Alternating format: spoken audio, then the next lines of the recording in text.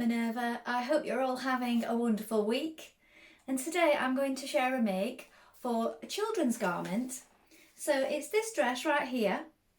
It's McCall's 7459 and we're going to be making version D. So it's this one with the pocket at the front. And I think this is going to make a beautiful dress. What we're going to be using today is this Minerva core range yarn dyed denim, and this particular shade is Peacock. Isn't this a beautiful bright colour? Perfect for your little ones. So we're going to be making the children's size, but it does go up to girl sizes on this pattern right up to 14. So a really good selection there. And you've also got the option to make the dungarees as well. Now, should you wish to sew along with me today, everything that you need for this garment will be tagged below. So you'll receive the pattern, the fabric and a matching thread. Now, before we begin, we want to wash and prepare our fabric to make sure any shrinkage occurs now and not later on. Then when you've done that, take a tape measure, measure the person that you are making for, and when you're sure of the perfect fit, we're going to go and cut our pattern pieces. So let's go and do that together now. So here we have our pattern pieces for our dress. So first of all, here we have the skirt front and back for C and D. So you're going to cut two pieces on the fold. Here is the fold line. Here is the waist point. Make a note of your notches, these circles and the markings here. And this is where you lengthen or shorten. Then we have the pocket for the bib. And this is for B, D and F. We're going to cut one of this. This is the straight grain. This is the fold line. Make a note of these circles here. Here we have your shoulder straps. You're going to cut two of this one.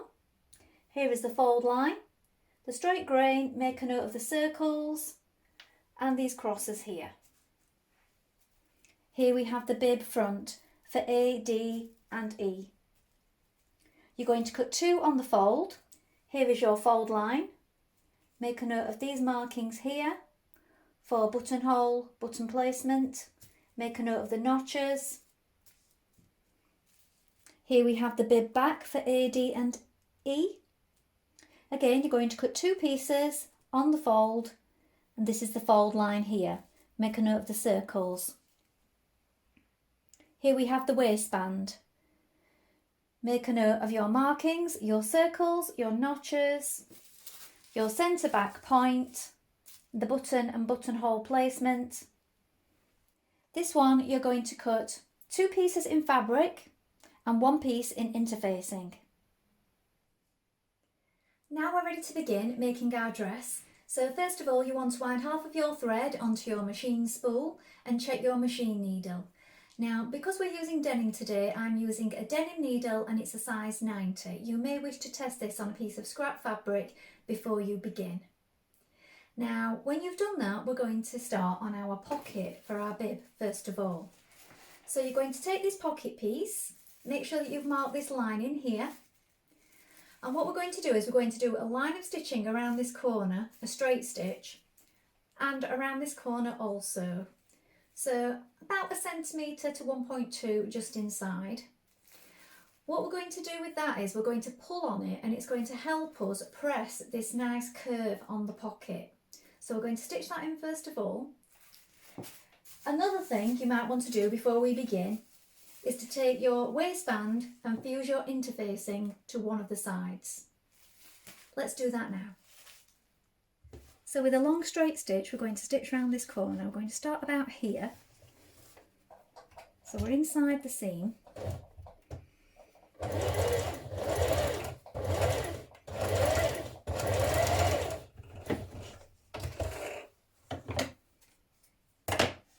And we're going to do the same on the other side. Now, press back 6mm at the top of your pocket. And then press on your fold line. So this is the top of your pocket. Now we're going to flip it the other way. So we've got right sides facing. And we're going to stitch in the seam allowance down each side. So from the top here down to the bottom, and then we're going to snip that away.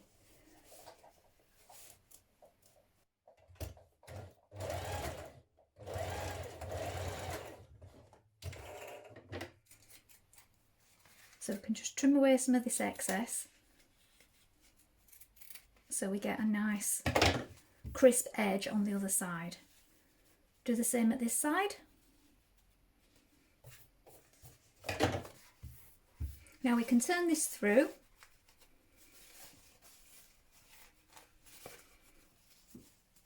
and stitch along the top edge of your pocket. Now you can do this from the inside or the outside, whichever is easiest for you. Sometimes I find it's best to do it on the inside because you can see you've got that nice line there to follow.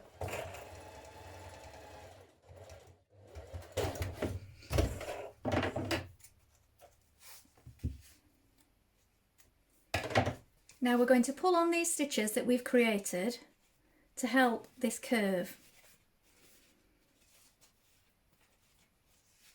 So just pull it as much as you need to make that start to pull in like this. So what we want to create is this curve on the other side, and that'll make it easier for us to press it down without getting any lumps or corners. Now once you've pressed your pocket, it will look like this. You may wish to add a couple of pins just to hold it in place for now. Now we're going to take one of our bib pieces. So this is our front bib, and we have our circle markings here and here. We're going to line up our pocket with those circles, and we're going to edge stitch that in place. So we're going to stitch right on the edge here of the pocket all the way around, keeping it central.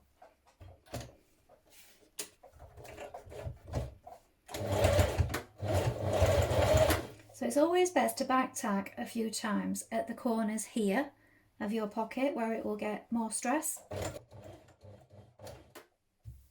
Next, take your remaining bib piece, so this is your bib facing now. You're going to place it right sides together on top of the bib that you have just attached your pocket to. Make sure that all your notches line up. Pin it in position. And we're now going to stitch around this outer edge of your bib, so up the sides, along the top and down this side. We're going to leave the bottom running free for now. We're doing this using a 1.5 centimetre seam allowance, and when you've done this we're going to trim away the excess.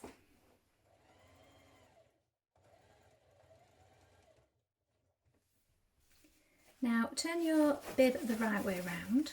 So I've trimmed away the excess and across the corners here. Now we're going to baste together this lower edge along here, and then we're going to top stitch 6mm away from this edge here. Alternatively, you could do it a little wider if you wanted to make it more of a feature. Now just top stitch around that outer edge to give it a neat finish. Now fold your shoulder straps in half lengthways like this. You're going to stitch down this long edge, 1.5 centimetres away from the edge. Then we're going to turn it through. So I've used a large needle and a few stitches to pull mine through. I always find it's more difficult with denim pulling things through because it is thicker.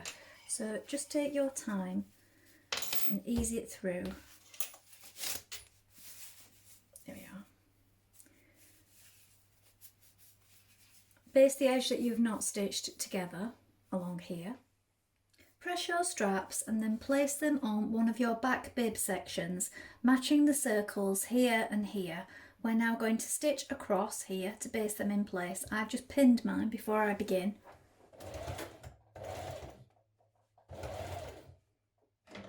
Now you're going to take your remaining back bib section and you're going to place it right sides facing on top of the one that you've just stitched.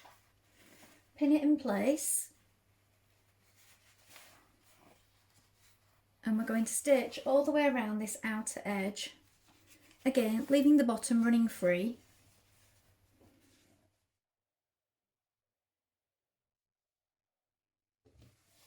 Trim away some of the excess and we're going to turn it through. Now we can top stitch around that edge the same way that we did the front. Now pin your bib pieces to your uninterfaced waistband piece. So you need to make sure that you're matching all your markings and they meet here, look, your front and back bib. Now we're going to baste those in place. Next you're going to pin your faced waistband over your waistband that you've just stitched to your bibs. So here we have the wrong sides of your bibs, and here the right sides are facing the right side of the fabric. So here on this side we stitched the uninterfaced waistband, and then on this side we're stitching the interfaced waistband. So we're going to go along the top, but we're also going to go down the sides here as well. Now you're going to put your two skirt panels together with right sides facing, and we're going to stitch down the side seams.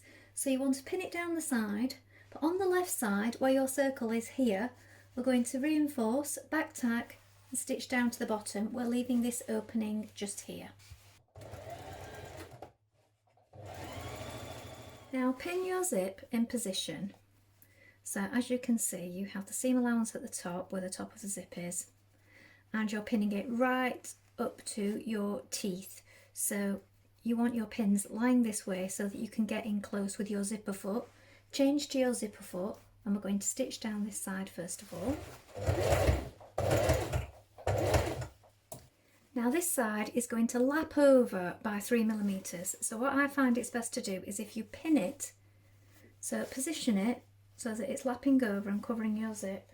If you pin it down this side, and when you're sure it's all in position, you can secure that with a few hand stitches before stitching it. And we're going to stitch down this side on the top and then pivot and along the bottom here and secure it.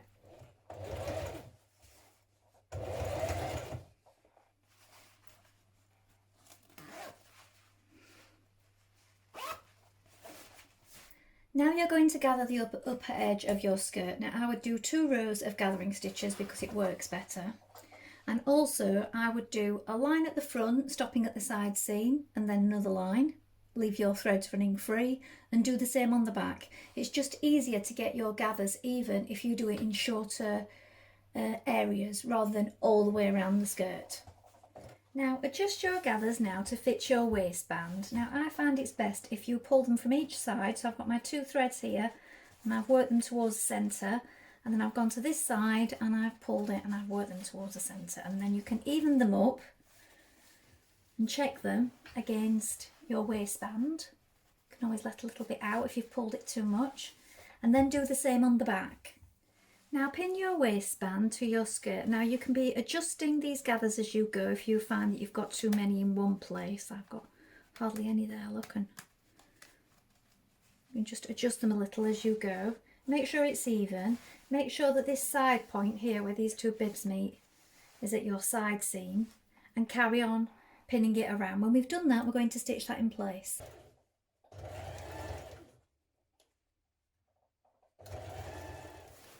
Pin your waistband to your skirt on the inside like this by turning it under the seam allowance.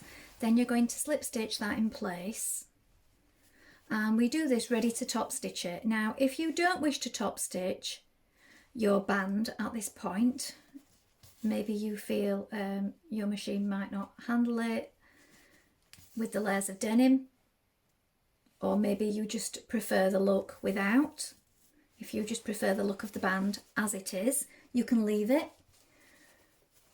But the pattern instructions are to top stitch it along here, down this side and along the bottom, so all edges of the waistband.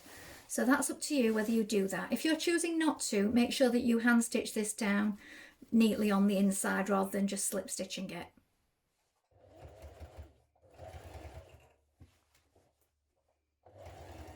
So now we're going to hem our skirt. So you want to turn under about 6mm. Now I've turned under slightly more here, and then turn under the rest of your hem.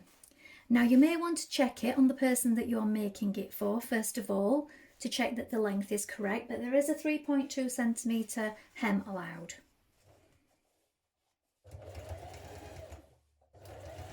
Now at this point it does say make a buttonhole in your left front side here. I'm going to make a loop.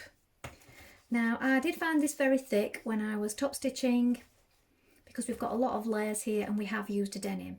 You might wish to do the same. So either do your buttonhole on your left side or do as I'm doing. I'm making a loop for the button here. I will do buttonholes on the bib because that's thinner at that point. So I've cut a strip and it's just under 9 centimetres long and it's 3.5 centimetres wide. So what I'm going to do is I'm going to fold that on both sides.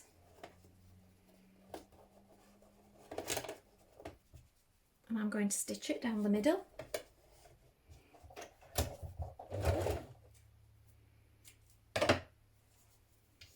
Now I have checked this, but you can check it against your button if you wish. Just allow enough for it to go through but not be too loose. So mark this with chalk. Now you can finish off your raw edges. And we are going to stitch that just in there like this. Now sew on your button. Now before you create your buttonholes and do your buttons at this point, you may want to try it on the person you're making it for. And then if it's looking like it's a little bit loose on the shoulders, adjust your buttons accordingly. So I'm going to make the buttonholes in the places marked here and here. So here is the finished dress. I'll hang it as well so you can see a little bit clearer. Well, I hope you've enjoyed sewing along with me today. This has been a really fun project to make. It'll make a really nice dress, part of your little one's summer wardrobe, or even winter wardrobe, because you could layer it up with tights and sweaters and things. And I think it's a really nice fun colour. There are other colours to choose from if this is not your thing. Please let us know in the comments below if you've made this pattern before, along with any photographs. We always love to see what you've been making. Maybe next time you could try the Dungarees. As I said before, this pattern does come in sizing up to 14 for teens, but you will need to order the larger size. This particular pattern is ages 3 to 6. Well, that's all from me for today. I hope to be back with another sew along for you really soon. If you're interested in what I'm wearing today, this is a McCall's dress. I'll stand up in one of our viscose chalet fabrics and it's 8104. I will link the pattern and the fabric in the description in case you're interested. Thank you so much for watching today. Bye for now.